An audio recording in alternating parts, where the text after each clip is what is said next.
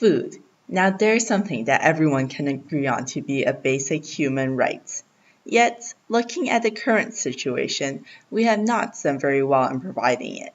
No, I'm not talking about the typical poster child problem. The starvation I want to focus on is happening in our own backyards. As a college student, every day I see my classmates choosing the wrong types of food. Cookies for dinner? Sure. Eating out 6 days a week? What's wrong with that? This is the starvation that happens when children are no longer taught how to cook real food. Now, let's put this to a test. How many of the vegetables on display would you be able to name? How many would you be able to cook with?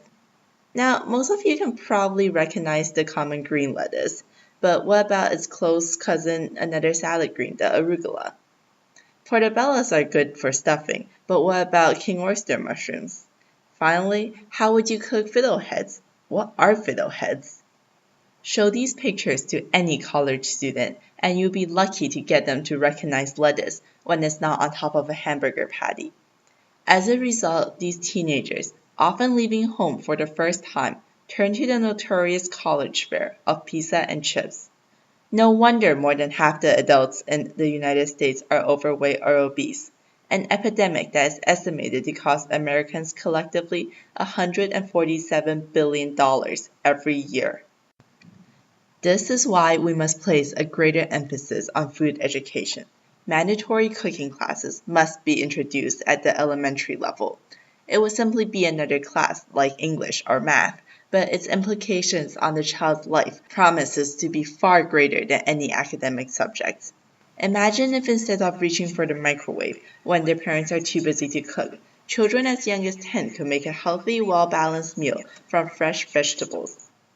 What if the ubiquitous potato chips were replaced by healthier homemade kale chips? Well, at the very least, it would stop rickets. Rickets is a disease that causes the softening of the bones. It's caused by a deficiency in vitamin D, calcium, or phosphate.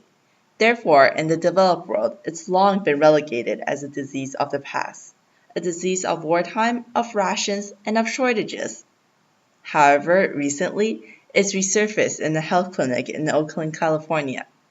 The catch is, this time, the children are overweight. This is what happens when frozen meals replace real food at the dinner table. This is what happens when children no longer learn how to cook. It's time to stop that.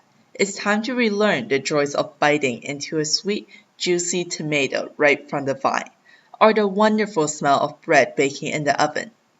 The right to food should go beyond just the right to be full. It should encompass the knowledge of how to eat well. Thank you for listening to my presentation. I hope that the next time you cook, it does not involve the microwave.